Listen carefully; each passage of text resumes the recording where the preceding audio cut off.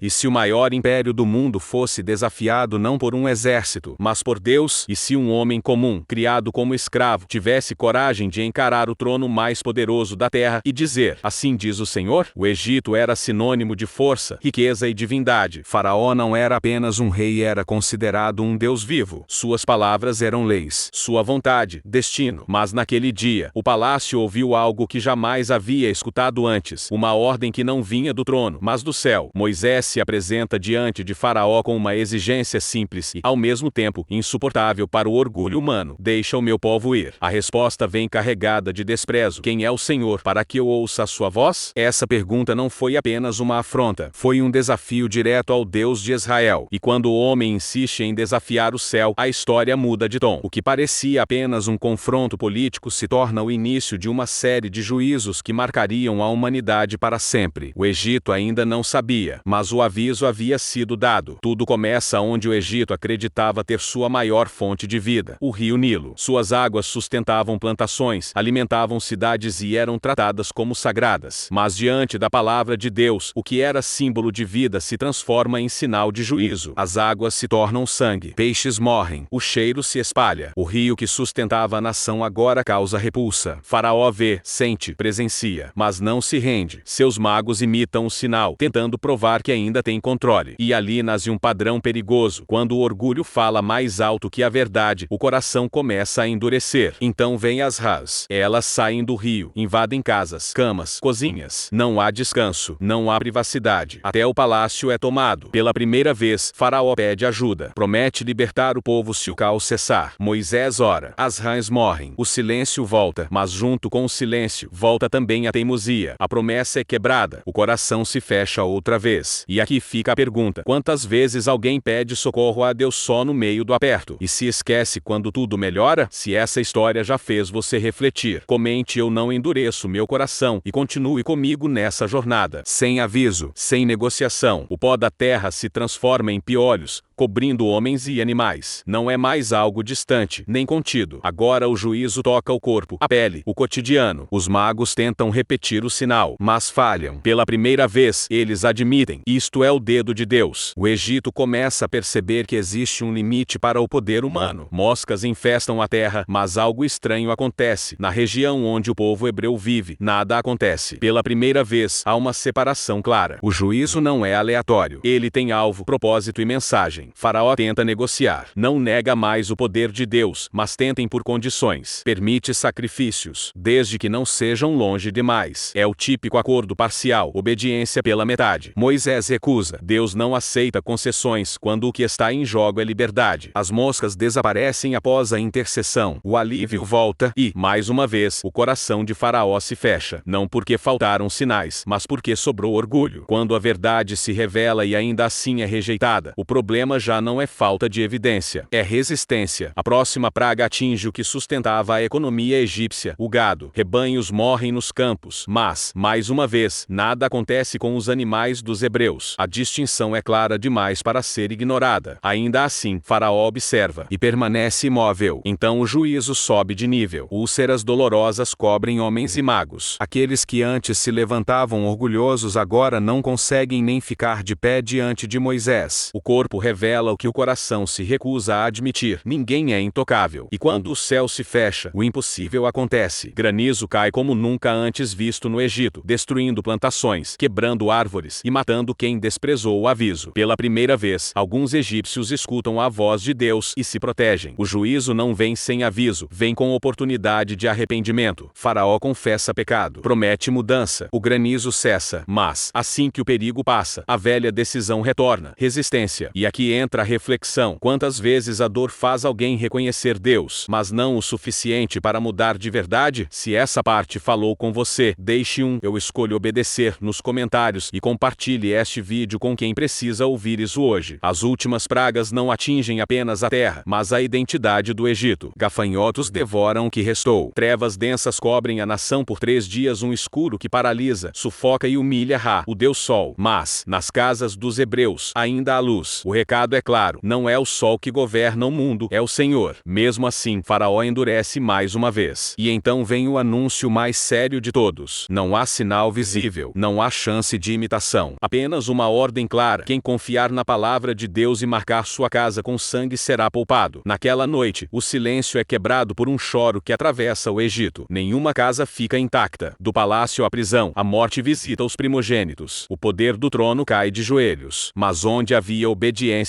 houve livramento. A mesma noite que trouxe juízo trouxe libertação. O povo sai, a escravidão termina. E a pergunta que ecoa até hoje não é sobre Faraó, é sobre nós. Quando Deus fala, resistimos ou obedecemos?